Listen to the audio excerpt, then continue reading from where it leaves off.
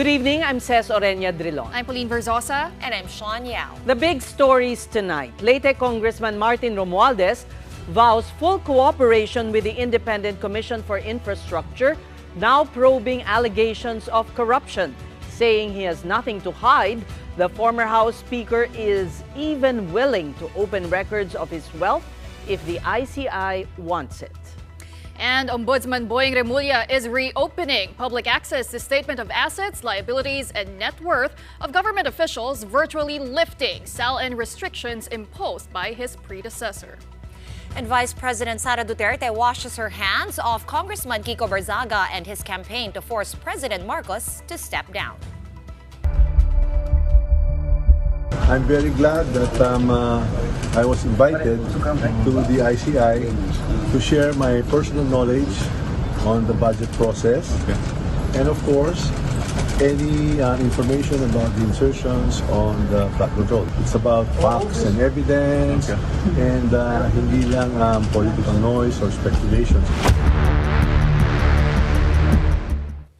As he had promised, former House Speaker Martin Romualdez attended today's hearing of the Independent Commission for Infrastructure.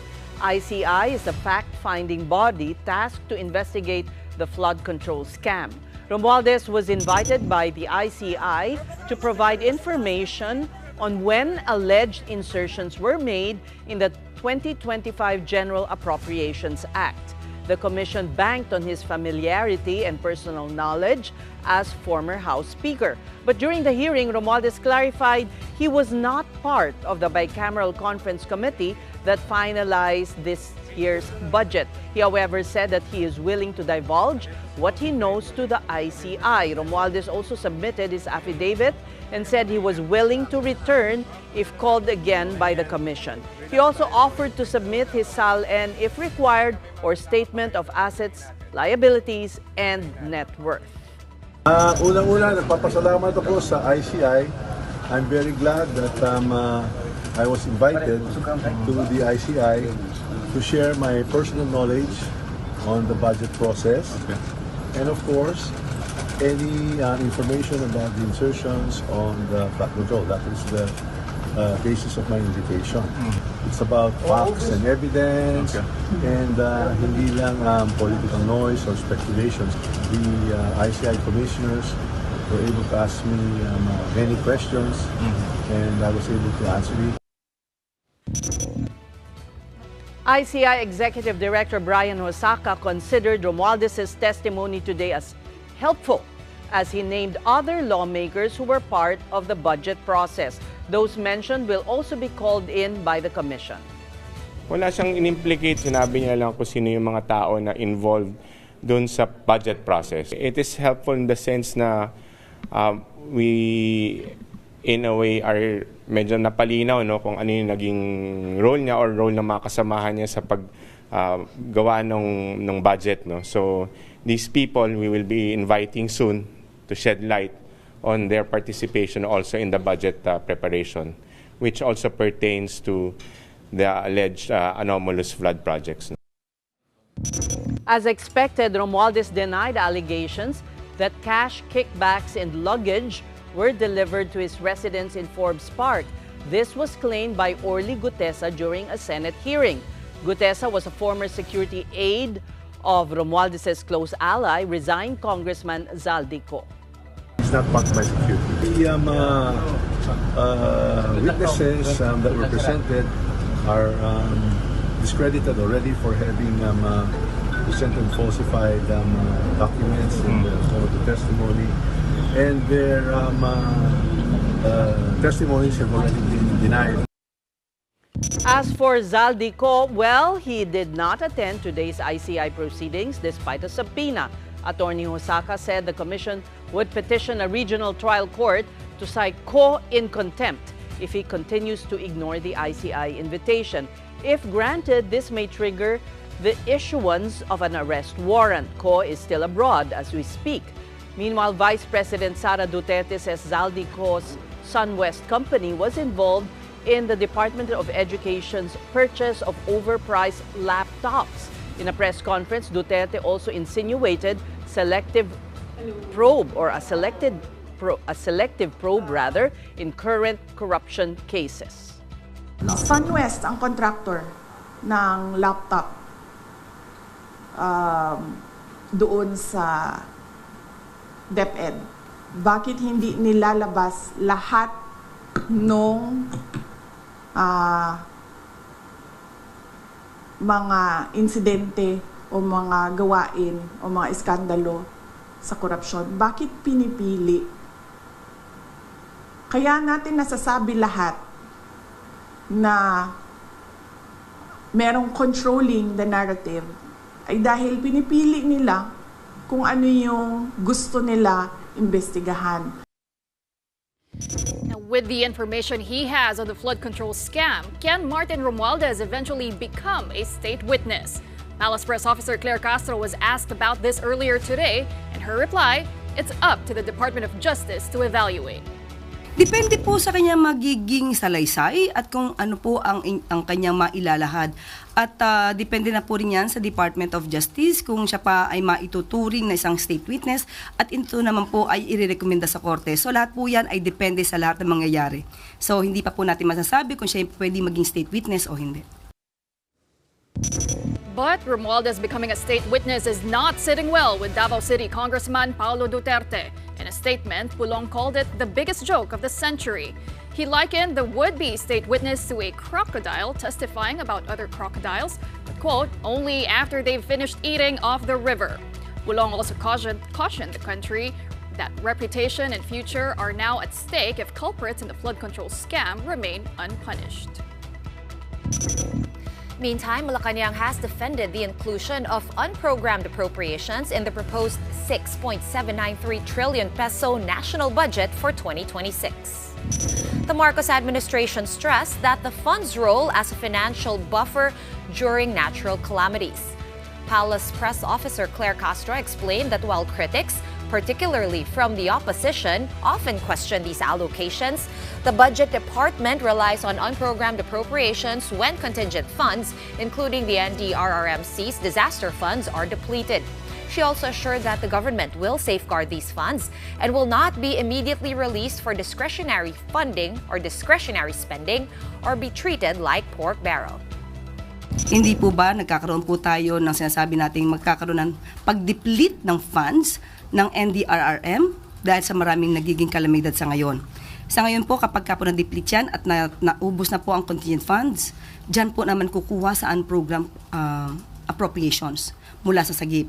Kaya po, tandaan po natin, kahit po ito ay nasa unprogrammed appropriations, iingatan po ang budget na to at hindi naman po agad ito mailalabas para katakutan nila at sasabihin magiging pork barrel lamang. And now joining us on the big story for the first time, our first guest tonight, Presidential Communications Office Secretary Dave Gomez. Sec Dave, welcome to the big story. Good evening. Good evening, Ces, and thank you for having me. A long time no see, Ces. Oo How nga. are you? Okay, so the President must be watching closely what's happening with the ICI and the pronouncements of the new Ombudsman.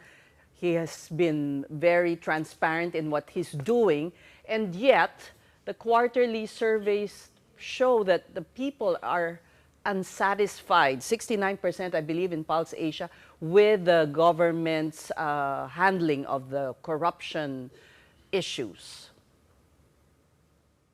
Well, thank you for the opportunity, Ces. No, pero I believe we have a fresh survey that came out today from Okta Research that says 83% of the people, of the respondents to the survey, support the decision of the president to expose this flood control corruption, this alleged flood control anomalies. We must remember that it was the president himself who blew the whistle on this issue. I believe he is the only sitting president in Philippine history to expose corruption in his own administration. And he did this during his July 28, Mahiya naman kayo SONA. And we must remember that was only 2 months and 2 weeks ago, and since then, a lot of things have happened. Marami nang nagawa ang executive at ang ating Pangulo. A week after the SONA, he created the Isumbong mo sa Pangulo website. We've gotten more than 20,000 reports already in the website. The president listed the top 15 contractors, and the licenses were all revoked. The PCAB have been reshuffled. We have a new DPWH secretary. The BOC have raided the Discaya compound. The BIR has filed tax evasion charges. The ICI was created. The ICI filed their first case. So many things have happened in just 2 months and 2 weeks time. So, but understand the impatience of the people. Medyo naiinip pa rin sila. So, credit is given the president. However, so many things have happened since then. And this was what was tracked by the Pulse Asia survey regarding the reaction of the people. I think I understand it was conducted about 7 days, September 27 after the march. And this relates to how these investigations are being handled, the lack of transparency. For instance, the ICI has not opened its investigations, its hearings to the public. So the president may have the credit for opening the proverbial Pandora's box, but how this will be resolved is another matter, Sec Dave. What is important at this point to understand, Ces, is the wheels of justice are now turning. As I said, marami nang nangyari at marami pang mangyayari. And the second point is we have to remember the ICI is an independent commission. No? So we have to defer to the collective wisdom of the commissioners who are of unimpeachable credentials, whether they want to open the hearings or not. There are several schools of thoughts there, no? Pag open daw yung hearing, pag naka-live stream, baka may mga ebidensya o may mga witnesses na ma-compromise, magkaroon ng witness tampering, with evidence tampering in the process, or merong mga unduly na ma-implicate na hindi naman pala kasangkot. Maraming schools of thought involved here, no? Kung i-open nila or hindi. And because of its independence, we have to defer to the collective wisdom of the commission on this one. Another thing that the president may have missed is certifying as urgent the measures pending now in both houses of Congress to give more teeth to the ICI. If he really wants, you know, an honest to goodness, not just recommendatory, but rather powers to the ICI. For instance, imagine they have to refer pa to the RTC ngayon, yung si Zaldy Co did not appear. Sana sila na lang ang pwedeng maggawa nun. Why did he not do that nung LEDAC? That was a question that was, you know, kind of bugging many. Right.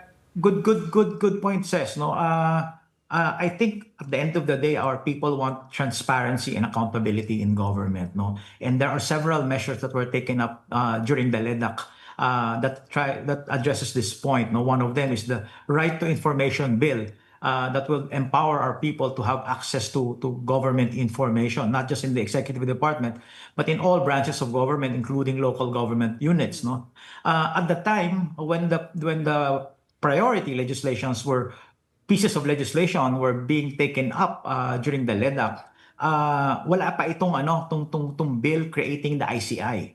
At wala pang, di pa namin nakikita. Hindi, pending na.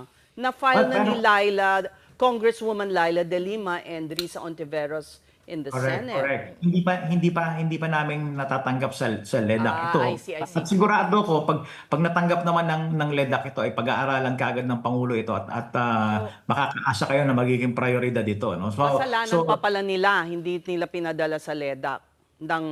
Hindi pa na-discuss sa LEDAC yung ICI bill. Yes. Because one thing that is pertinent that Congresswoman De Lima pointed out, maganda na hindi lang siya presidential creation, that it's a legislative creation, the body, the ICI. I personally agree, Ces. No, certain limitations sa executive order. Talagang magkakaroon ng ngipin yung ating ICI kung isa sa batas yung kanilang mandato. Okay. All right. We're looking forward to that. So just a quick follow-up to that, Secretary Dave. Good evening, this is Shawn. Wala bang plano now that nalaman na nga, na medyo nahuli sa LEDAC? The President can still do something, right? He can still ask Congress. Is there a plan to do that? Yes, of course. Yung sabi ko nga kanina, as soon as we receive the copy of the bill and an endorsement, we will study it right away for certification as urgent. Okay. And actually, on a slightly different matter, ano yung priorities nyo ngayon in terms of messaging and communications? Because you were telling Senator Gatchalian nga that your priorities are purely in communication. We hear the press cons every day, and there's been a lot of in all this noise, diba, yung balingan back and forth between the political factions right now, ang main criticism is, ang PCO ba ay talagang their default answer is to blame everything on the previous administration? What would you have to say to that? No.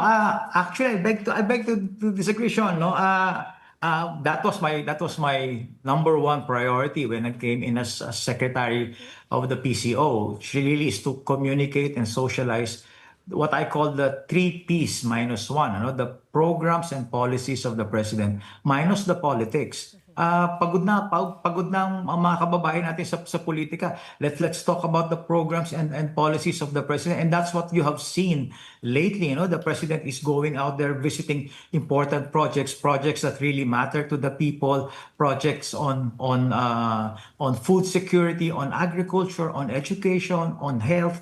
Yun ang priority namin i-communicate and i-socialize, and less on politics, and the presidential elections, malayo pa yon. So that is really our priority, again, to socialize and communicate the programs and policies of the president minus the politics. Secretary Dave, while we're still on the topic of corruption, I'm curious, is President Bongbong Marcos at all concerned that this worsening perception of corruption in the country is now starting to affect investor confidence? What steps is the administration taking to assure them that we are serious about fighting corruption?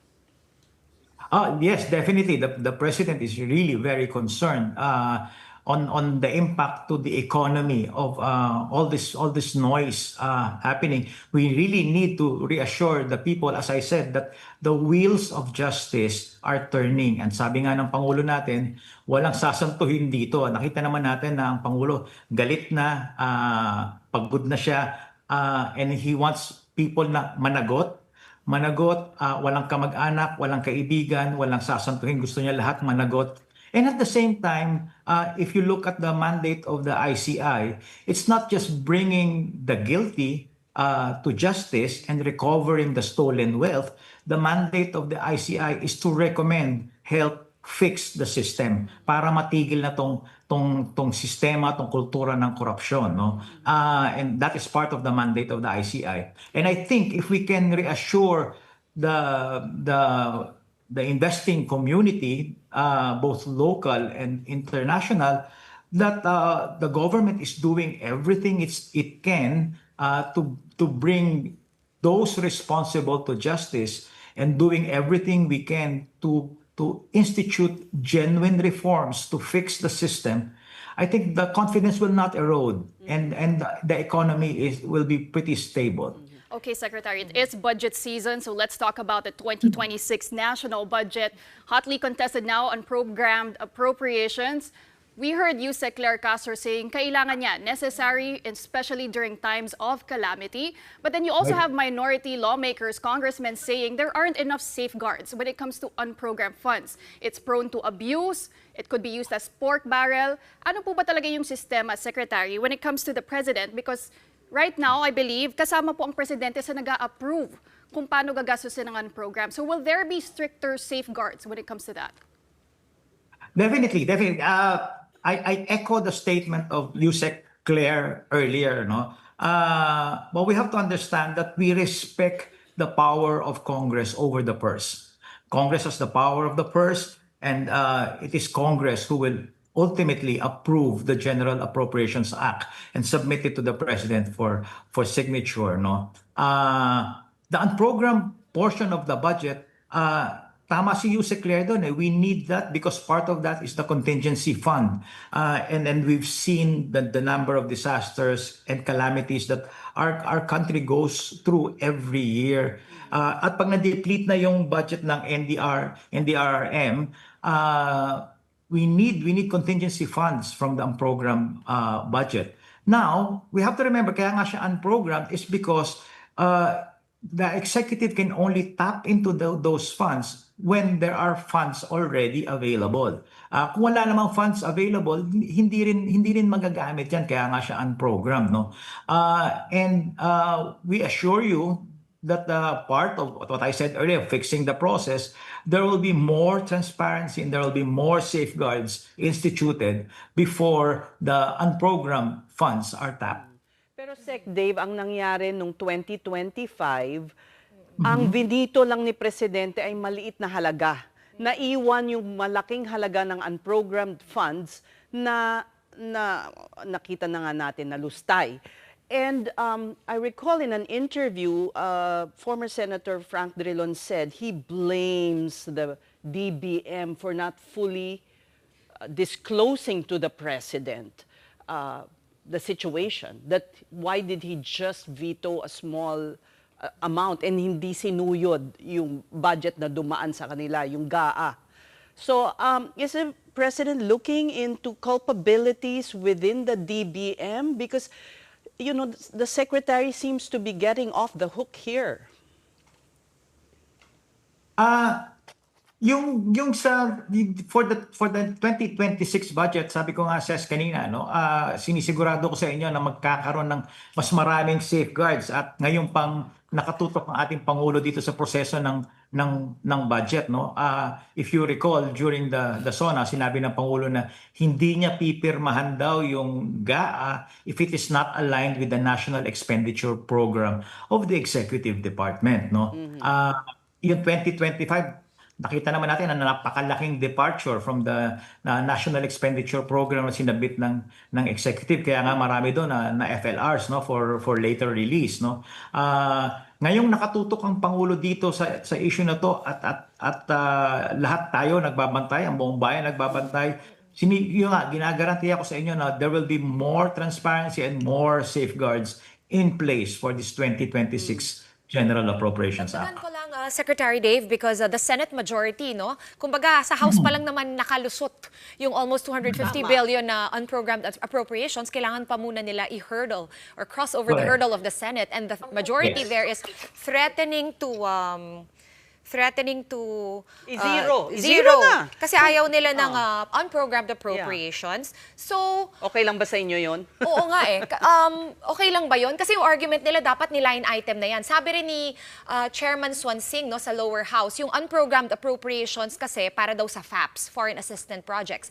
And then now naman naririnig natin galing sa NDRRMC. So, can you tell us, no, para lang pampalubag loob lang, kasi galit nga yung mga tao sa unprogrammed appropriations. What's going on there?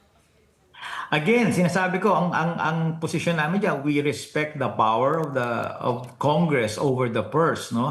At the end of the day, hindi pa natin nakikita kung anong lalabas na final complexion nitong General Appropriations Act.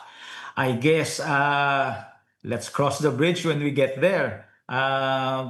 Pero okay Kausapin niyo siguro ako ulit pagdating ng final version ng GAA dahil unang-una nire-respeto nga natin ang kapangyarihan ng Senado, ng Kongreso. Ngayon pupunta ng Senado, ayaw natin silang pangunahan, ayaw natin silang diktahan. At we don't want to encroach on their power over the purse. Pero to follow up on my question, kasi tinuturo lang lagi yung House, yung Senate. Pero within the cabinet itself, within the executive department itself, may nangyayaring hocus-pocus. Paano naman nakalusot sa DBM yon? And nakita na natin that the DBM itself, by submitting a NEP that has a lot of unprogrammed funds, may collusion na with, there are suspicions na may collusion na sa mga lawmakers. So tinitignan rin ba ang kabinete dyan, Secretary? Oo, kung naalala nyo, pagkatapos namin isubmit yung NEP sa Kongreso at nag-resign si Secretary Bonoan, ang unang-unang ginawa ng Pangulo, inutusan niya ang bagong DPWH Secretary, si Sec Vince Dizon, at ang DBM, si Sec Amina, na reviewin yung sinabit naming NEP sa Kongreso. Ang kinalabasan ng review na yon ay number one, wala nang budget for flood control for 2026. We have enough budget ngayong 2025 to address those flood control programs. So wala nang budget, na free up yung 350 billion pesos at nagbigay lang ng suhestyon ng ating Pangulo. Ito ang aking menu of options. Pumili kayo kung saan nyo gustong ilagay dyan. Agrikultura, edukasyon, health. Nagbigay lang ng suggestion ang Pangulo. Pero doon pa lang, makikita natin na talagang kami sa executive, nire-review maigi itong proseso na to mula sa pagsabit namin ng NEP hanggang, I can assure you, all the way pag natanggap namin yung GAA. Alright, Secretary, before we let you go, ito po, maraming nagtatanong. The PCO recently appointed as Undersecretary, former broadcaster Mon Ilagan, at maraming nagtataka, ano po ba talaga magiging role ni Yusek Mon? Papalitan daw po niya ba si Yusek Claire Castro as spokesperson? Galing ba yan sa fans ni Claire Castro? That's a big no. Si Yusek Claire has a role to play and she's doing her role very well. She remains to be the spokesperson of the palace and the head of the press, our press office here at PCO. Si Yusek Mon is a very welcome addition sa PCO and he will be in charge of operations. He'll be an undersecretary for operations. Alam naman natin na pagkatapos niya maging broadcaster, naging mayor din siya ng Cainta for a long time, no? So yung pagiging chief executive niya ng isang LGU ay malaking tulong sa amin dito sa PCO, especially sa operations. On a lighter side, how has it been? I knew you when you were wearing a different hat, so pero wala ka ng buhok noon, just to make it clear. It's been 3 months, Ces, but it feels like years. Only been 3 months? Parang matagal na, Only been no? 3 months. Yes. But feels like years. Feels like 3 years, but I'm enjoying every minute of it. Natatawa na si Sec. That's good. Boy. Enjoy ka, okay. That's good to hear. How is it like working for BBM? Well, it's very inspiring. It's very inspiring to work for a president who's very hardworking. Nasa tamang lugar yung puso niya. Yung puso niya talaga nasa ating mga mamamayan. And somebody who's very, very decisive. An action man who's very decisive, who doesn't act on impulse or gut, who makes decision based on facts available, makes informed decision based on facts. So it's really very inspiring to work for someone like President Bongbong Marcos Jr. Okay, we thank you so much for joining us. That was Presidential Communications Office Chief Dave Gomez. Right, we're just going to take a quick break, but coming up, the Senate President has spoken. No house arrest for dismissed DPWH engineers still in the detention facility of the upper chamber. The details of that when the big story returns. Keep it here on One News.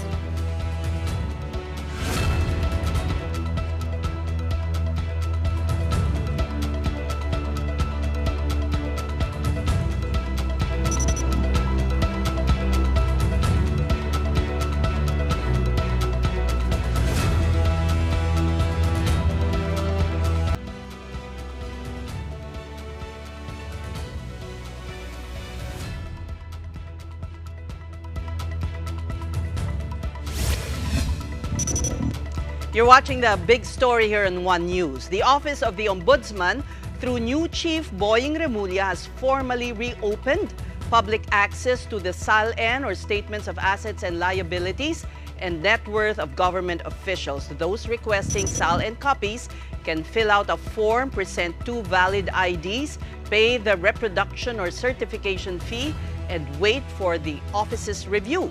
No need for the consent or permission of the concerned official. For national officials, it's the Ombudsman headquarters that processes the request, while you can ask for the SALN of local officials from sectoral offices.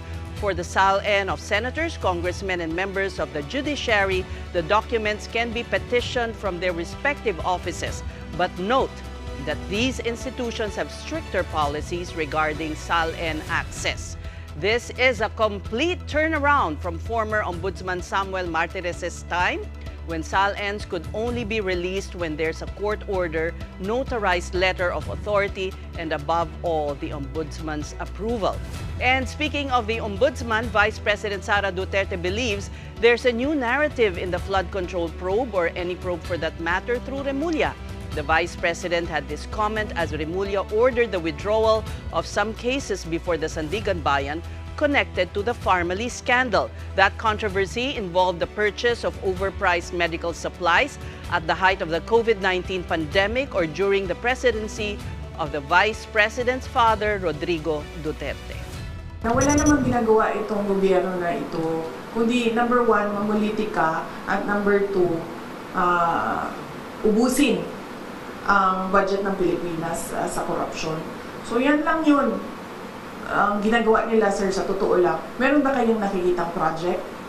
And ang end goal nila is perpetuation in power. Now, we've been chasing this official for months since I got on the show. And surprise, we have him tonight, the Ombudsman, the new Ombudsman, Jesus Crispin Boying Remula. Welcome to the Big Story. How do I call you? Ombudsman Remula. Good evening, Ces. Just call me Boying.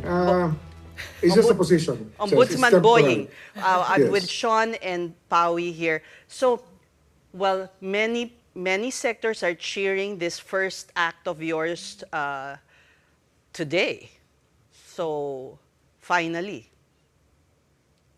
Well, ano yan eh, I really committed to be transparent about the job itself.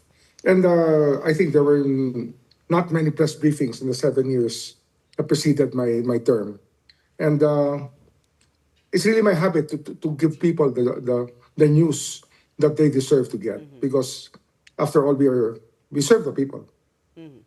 So your SALN will now also be open for scrutiny? Of course. My SALN is part of it. Yes. Yes. Now, you know, the ICI just summoned former House Speaker Martin Romualdez. And we are confused if he was just a resource person, a guest. Is he being investigated? Is he one of the legislators now being looked into by your office? Of course, everybody who had something to do with the process that passed that 2025 budget and the other budgets will be part of the scrutiny that we will put. In fact, we're chasing leads right now. We're following the money. We're doing everything to be able to pinpoint responsibility in this big mess. And I think that it's a matter of time. We just have to be patient. We have to respect rights. We cannot rush into it and disregard the basic rights of people. But we will get into it. We will get there sooner than later. Ombudsman Boying, you have said no fear or favor, pero nanggaling ka sa sa larangan ng politika na alam mo, maraming trading of favors. And itong for instance, former House Speaker Romualdez is your brad. Is a member of Upsilon as you are, your brothers, your sons, and other legislators. Kaya mo na habulin sila kung may ebidensya? Kaya ko, Ces. Ito na yan eh. Kasama yan sa trabahong hiningi ko. I asked for this job. And I'm willing to go where it will take me. But Kasi ito naman, you don't choose it eh. It will take you where you have to go. But you know how the frat works, huh? Di ba? Oh yeah. But the fratas, Ninoy and McCoy were both Upsilonians and they never agreed with each other. And they disagreed completely.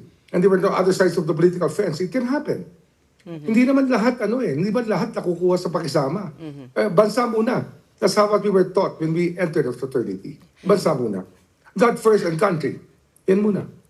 Ombudsman Boying, you are the first politician to be the ombudsman. If you look at Wikipedia, everybody else came from the judiciary. What do you think is that special insight that you have, having come from that other side, as Ces asked, no, that you can bring to the it's the table? leadership that I can provide. It's a leadership that I can provide, that direction that I can provide, and I think the perspective that I have, which the others don't have or never had, because I came from, I was a practitioner of law. I came from the legislature. I came from the executive, and I came from the elective politics. I became a governor of our province, and I know where these things, what matters, what things people complain of, and I really wanted to be in this position to correct these things. Marami kasing mahirap na gawin, kagaya sa Kongreso. Dyan, walang tawiran ng teritoryo dyan eh. Very territorial na Kongreso. Hindi mo talaga, if you want to live through the next 3 years, let them be and let yourself be. Ganun ang mga patakaran sa Kongreso. Okay. Sa governor naman, you go local, strictly local. Kaya iba-iba yan. Pero the perspectives are there in providing to give me the room to fight corruption. Kasi alam ko ang kalakaran kung paano gumagalaw ang mga tao at kung ano ang hinaing ng taong bayan tungkol sa kilos ng gobyerno. And you said in a previous interview I watched nung bagong-bago ka pa lang na ombudsman, sabi mo you have courage. Is that courage coming from your experience, extensive experience on the ground sa local, legislative, executive? I think that for the people who know me, they've known me to be courageous ever since I was young. I think I had a reputation already. And I don't have much to prove when it comes to that. Okay.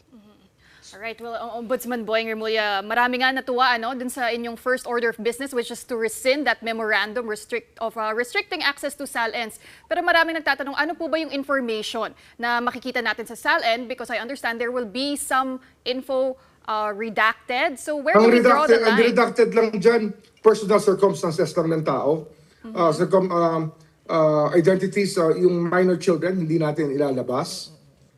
Yung address, kung saan sila nakatira, yung telephone number, and whatever complies with the data privacy law. Kasi we have to respect rights of people, and we don't want to expose them to peril. That's why we were asking for these undertakings that the people will not use it for a purpose other than probably investigative research. You also have quick follow-up. You have the power to deny the release of these SALNs as well, and there's quite a lot of conditions bago nyo pa i-release. Actually, mas marami. Ang deny lang dyan pag may tendency, pag may bad record na yung tao na hindi dapat bigyan ng SALN kasi baka weaponize. Yan ang ayaw natin bigyan yan. What about lifestyle checks, Ombudsman? Will that kasama yun pursue? sa instructions na binigay natin. Ang SALN talaga is a lifestyle check tool. Kaya yan, binibigay natin ng kusa sa taong bayan. Kasi nga, we want crowdsourcing also to be a source of information. Sino ba makakilala sa atin kundi kapitbahay natin, di ba? Okay. Ngayon itong Farmally, ano bang storya dito? Bakit kinailangan kunin ulit sa Sandigan Bayan at rebisahin? Ang daming mali maraming mali sa prepared case. Maraming excluded parties. Maraming parang na-disregard ang maraming parts sa Senate report. Na-disregard yung maraming investigations. And I think that we have to take a second look at what cases to file. Kasi marami ditong hindi dapat ganon eh. You will see it later on. As we review it, we will improve the pleading to include all those who should be included as defendants in that case. Okay. Ombudsman Boying, in the Pulse Asia survey, makakasama natin si Ron Holmes later, but the perception of the public, of the people, in how the government is fighting corruption has worsened.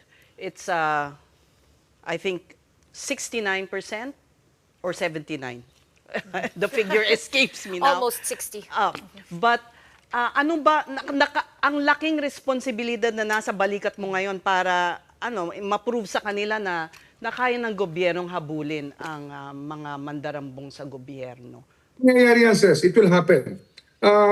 Today, nag-turn over sa akin ng DOJ ng dokumentong pinaghandaan namin actually nandun pa ako nung sinimulan yon. Tapos na-delegate ko na yung responsibility. sa mga kasama ko nung sa DOJ. Today they turned over to me 5 cases. Hindi ito yung top honchos kagad. Pero ito yung low-lying fruit. Kasi simple cases of ghost projects. Simple because it's easier to prove than anything else. Ano yan eh? Talagang malversation and falsification. That's what it's all about. And in this case, I think that we will get both restitution and retribution. Pero gusto ng tao yung mataas talaga. Darating tayo ron. Today, I also, ang ating ngayong sinusunod na prinsipyo rin dito, sa sleuthing, sa pag-aaral, follow the money. And today, we got more evidence that one of the contractors in the 15, together with 2 congressmen, were in cahoots, and there was a bank-to-bank transmittal of money. And that we can say that it will make the case very strong. So, and it's going to happen very soon also. Smoking gun na yon. Smoking gun na yun. Yes. Kailan po namin Kaya malalaman yung detalye? lang, it's just letting us start kasi it's only my 2nd day in office. Oo nga. Sige. Last Bigyan week, naman I was there Friday to get oriented.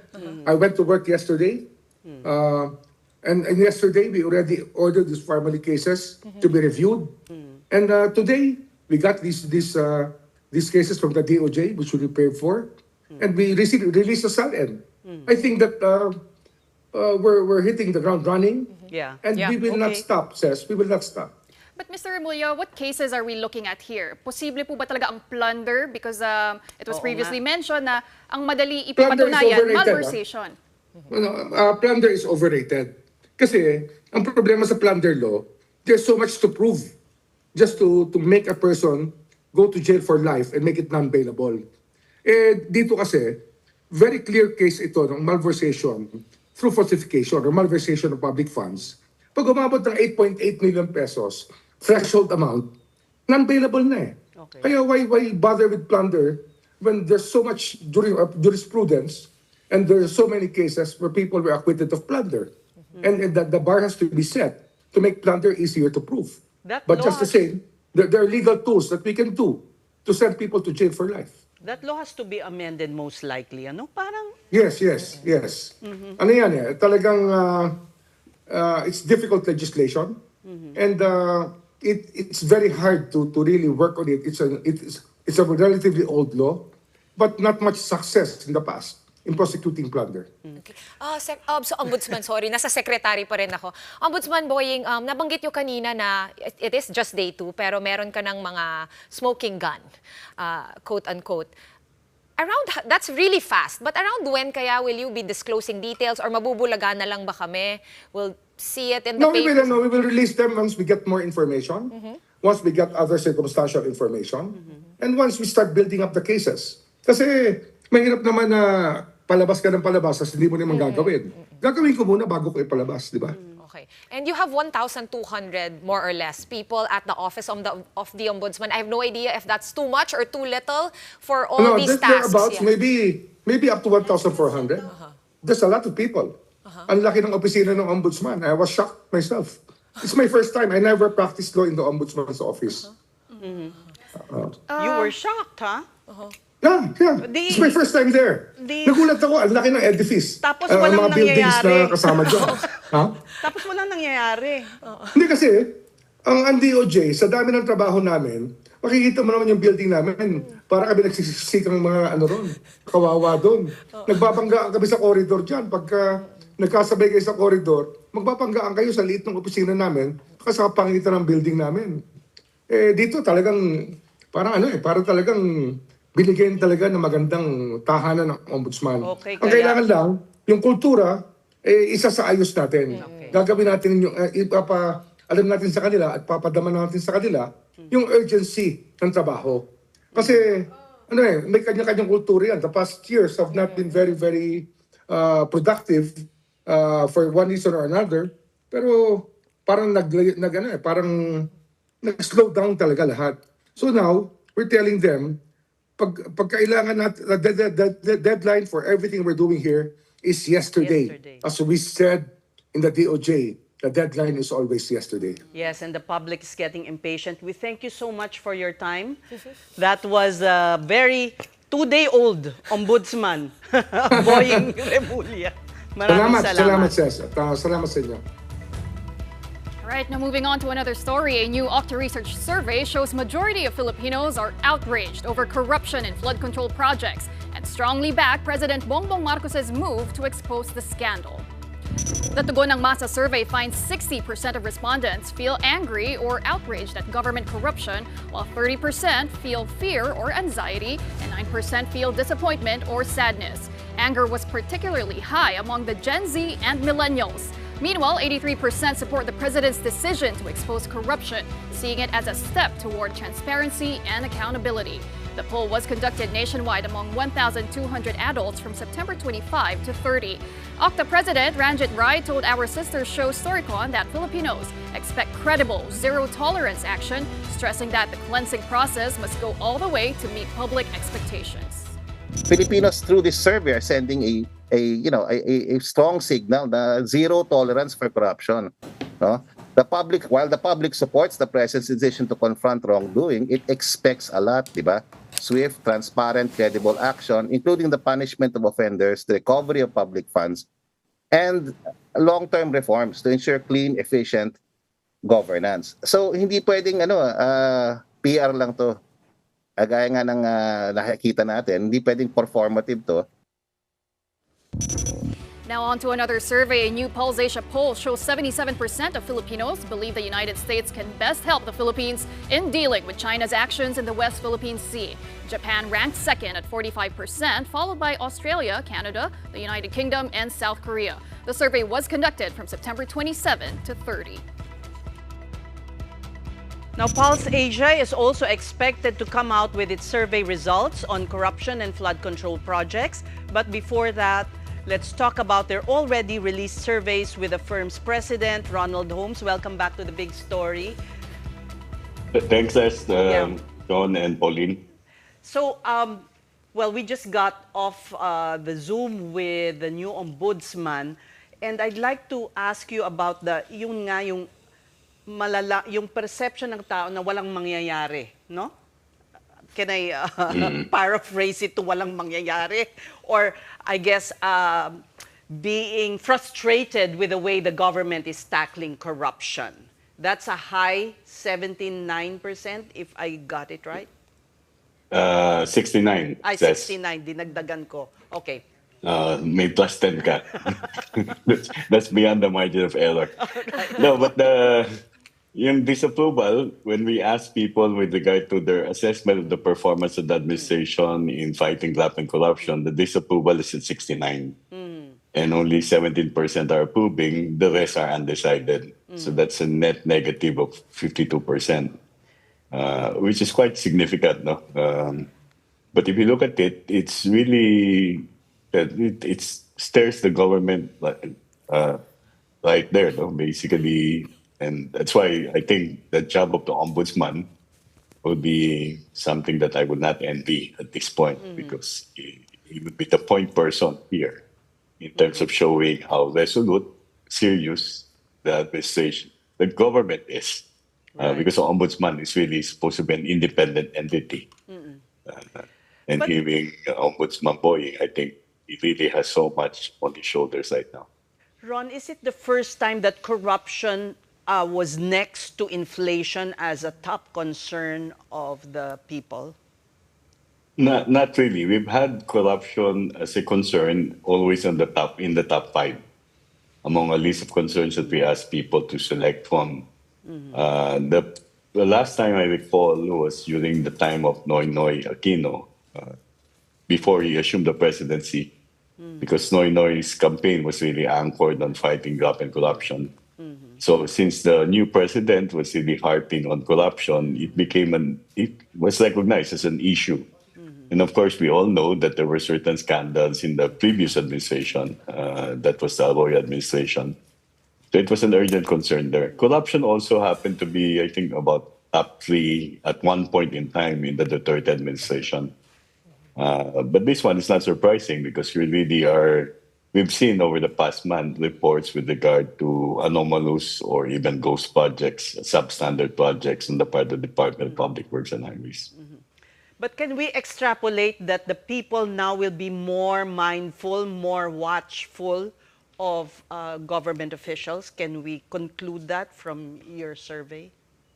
Yeah, basically, I think when you ask people, and this is the survey that the data we should release tomorrow, when you ask people whether corruption is pervasive, basically everyone says it is. So in this sense, people know, except that the scale Yeah. of resources that have been abused, misused, and pocketed in this current episode is really so huge that we can only think about it. No, as I says in one of our conversations, I don't know how many lifetimes before we can earn that amount. Yeah, yeah. Maybe a hundred lifetime. Hindi kasi dati ang and mga by- tao parang tama. Parang they see it as part of government eh. Parang pare-pareho lang yan, hindi ba? Pag tinatanong mo anong preference nila sa boboto, parang pare-pareho lang ang tingin nila halos na politics really corrupts you. Something like that. Yeah, it's essentially something that people think is normal, but Right, what has right. happened is that it goes beyond the normal. I remember the time of the CTE and BN scandal, then the primary witness, Jun Losada, saying that, you have to moderate your greed. But it seems that it was not moderated.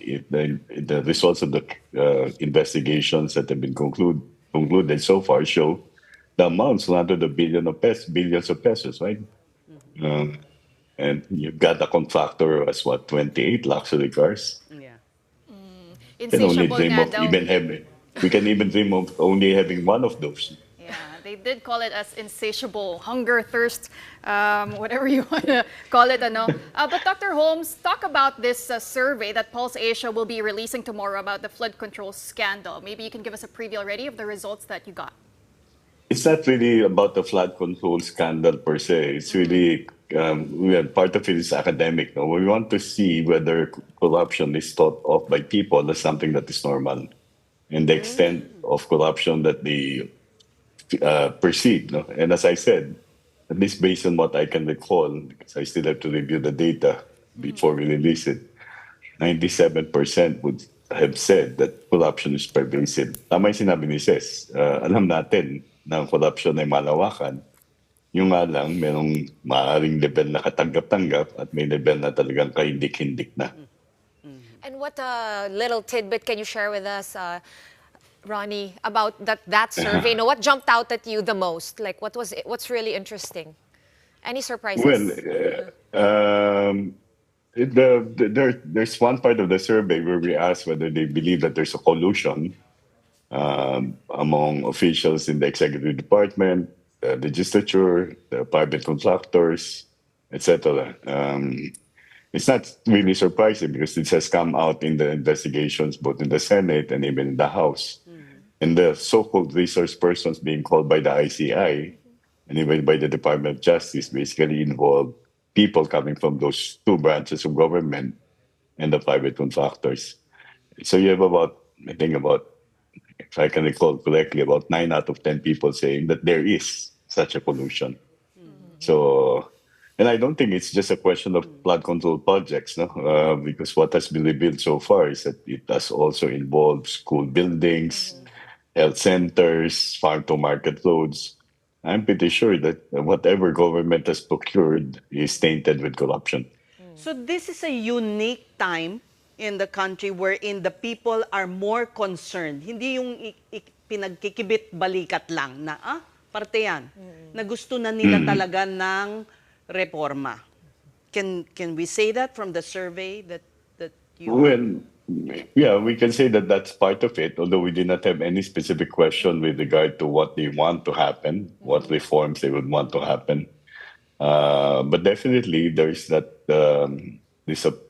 as I said, they're disapproving of what has been done to attend to this age-old problem that we've had of graft and corruption. And the level is quite significant. We have not seen this level of disapproval in the past, even during the scandals that we saw in the past.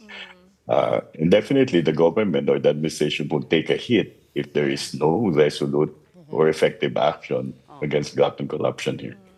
your experience tracking public opinion, Ronnie, how quickly can the government recover from a dip like this? What kind of actions can they do to shift the perception?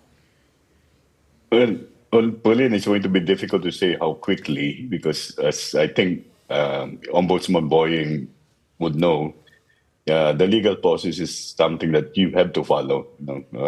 And if you don't follow it, then it's going to affect the cases that will be filed. But to me, to begin with, you just charge people and not just the fingerlings, charge the big fish. Kumbaga, sabi ko sa wikang Pilipino, hindi lang yung gulami kasama yung mga palyeta. Just charge them. And charging them would already be sufficient to indicate that really you're not in any way excluding anyone, regardless of the position that they hold or the positions that they held. And that's very important. Because in the past, normally what has happened was that some people were let go of. And then after a while, you see people being given much more privileges, even if they were arrested. This time around, I think, when you have a resource person being cited for contempt in the Senate or the House, they're put in either the House or the Senate, or for those who are unlucky, they'll put in the city jail. So if you charge a high government official and you put that person in a city jail, I think that testifies the objectivity on the part of government. Of course, I would not expect that to happen, but charging alone a big fish would be sufficient, I think, to evidence the sincerity of government. Now, when will you release the approval ratings of our top government officials? Bukas na rin. Masyado kaming napapa-suspense. Bago matapos ang linggo, Ces, mag-striptease muna. Anong ibig sabihin nun? Sneak peek muna. Okay, kasi we're curious because, this is benefiting the difficulty the government is having in dealing with these issues is being pounced on by the opposing camp. And they may be, benefiting from it. So it's creating a deeper polarization. I don't know. You tell us. I would think that the polarization had been there to begin with. It has been there. We've seen it from, I think, even as early as December 2023. And then, of course, it became wider. I mean, not exactly to the extent that half of the population. But we see basically a geographic polarization where certain areas of the country tend to favor a particular prominent family, while other areas would be more or less diverse insofar as who they favor or whether they're indifferent towards these warring prominent families. But then again, it's not something that cannot in any way be resolved. No? It's not that as if you're giving it away to the opponent. The opponent would definitely use every opportunity and seize this opportunity to pounce on their primary rival. But to me, the most important thing is that they are not clean to begin with. They also have to be held accountable for certain things that they have done and that they refuse to be held accountable for. All right. Okay. This is your other persona talking. Thank you for joining us on the Big Story Pulse Asia President Ronald Holmes. Right, unfortunately, that's all the time that we have for tonight. Thank you so much for watching The Big Story. We are back here tomorrow at 7:30 p.m. We'll be seeing you then. Kapatid, we are One News, all sides, all the time. Have a good night.